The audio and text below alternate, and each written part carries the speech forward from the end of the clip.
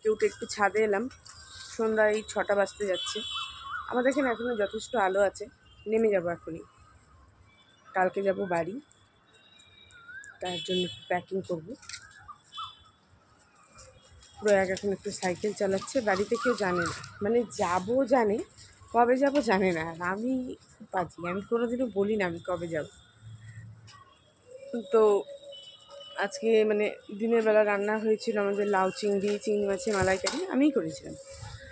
তো সেগুলো হয়ে গেছে খাওয়া দাওয়া। এবার রাতে না একটু চিকেন এনেছি।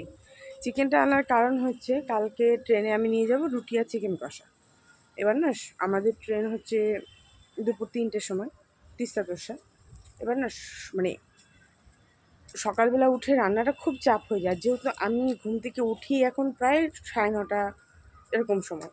9টা মানে 9টা তো নাই, 9:30 থেকেই উঠি, কারণ আমিও ঘুমাচ্ছি অনেক দেরি করে। তো যাই হোক, সেই জন্য তোমার আজকে রাতেই না মানে চিকেন কষাটা করে ফেলবো। এবং চিকেন কষাটা করলে অনেকটা চিকেন আছে পরিমাণে। আজকে রাতে আমরা একটু ভাত দিয়ে খাবো, মা বাবার জন্য ডিম করে দেবো, ওরা ডিম দিয়ে খাবে, আমরা চিকেন কষা দিয়ে ভাত খাবো। আর কিছুটা আমি চিকেন রেখে দেবো, মানে কালকে রুটি আর চিকেন কষা আমরা ট্রেনে খাওয়ার জন্য নিয়ে যাব।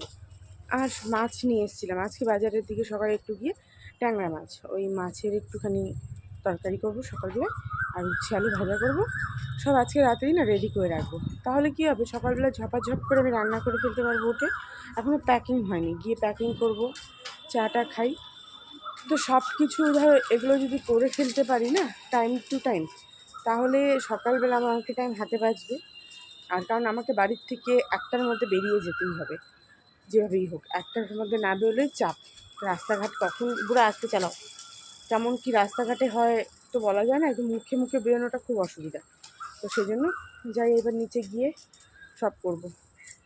পুরো আগে যে চালাচ্ছে সাইকেল, সেই জন্য নামতে পারছি না।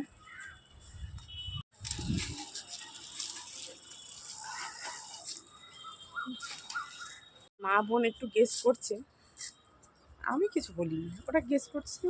হ্যাঁ যেদিন যাবো দেখছি, আমি কিছু বলিনি এখনো। একদিকে খুব ভালোই যাবো, নাইট শিফট তো, কারোর সাথে ফোনে কথা বলি না ওই সময়টায়। তো কখন ট্রেনে উঠে যাবো টের পাবে না ওই সময়টায়। তো এটা একটা খুব ভালো জিনিস।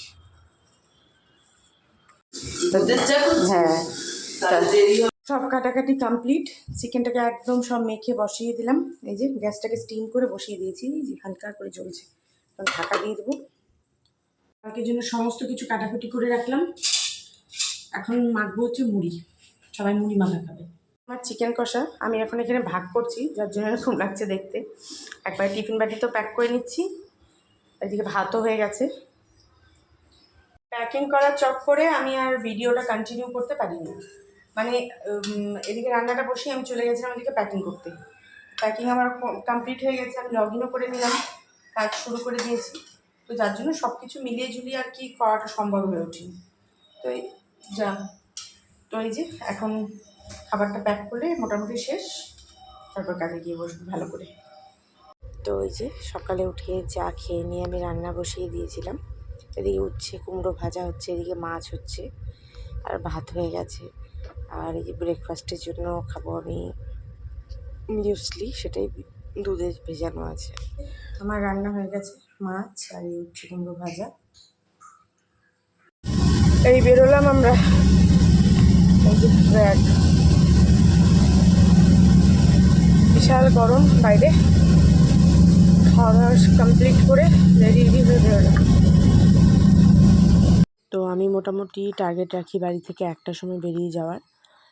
তো সেই বুঝে আমি গাড়িও বুক করেছিলাম, কিন্তু একজন গাড়িওয়ালা আমাদের বাড়ির সামনে এসে সে নাকি আমাদের লোকেশন চিনতে পারছে না, সে চলে যায়, দিয়ে ক্যান্সেল করি অর্ডারটা। পরে আরেকটা অর্ডার প্লেস করি, তারপর সেই গাড়িওয়ালাতে আসে, তো সেই ক্যাবে করে আসছি।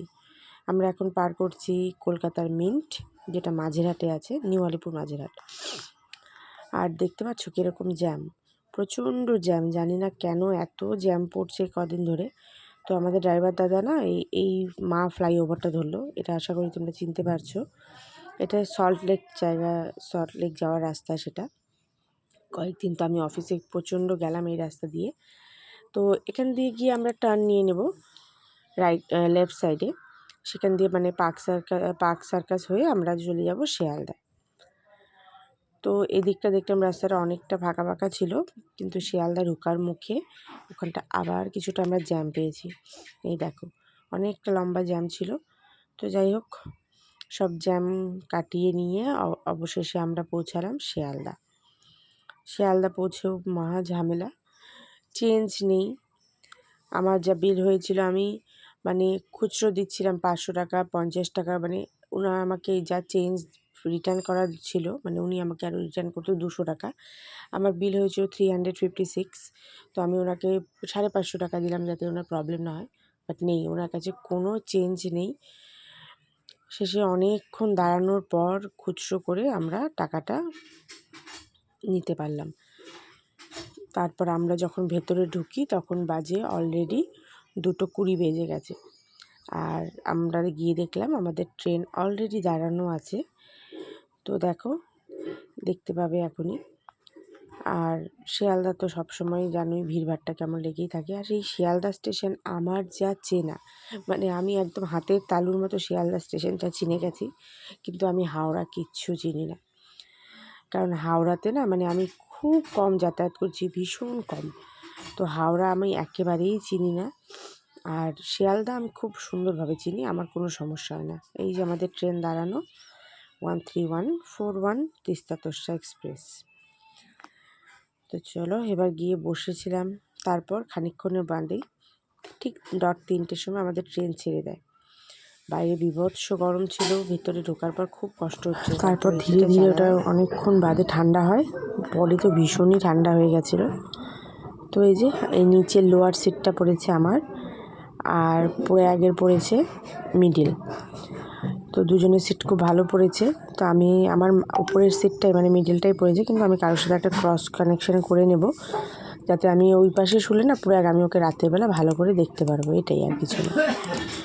চলো আমি আমাদের জার্নিটা এখানে শুরু করছি, ভিডিওটাকে আর বেশি লং করছি না।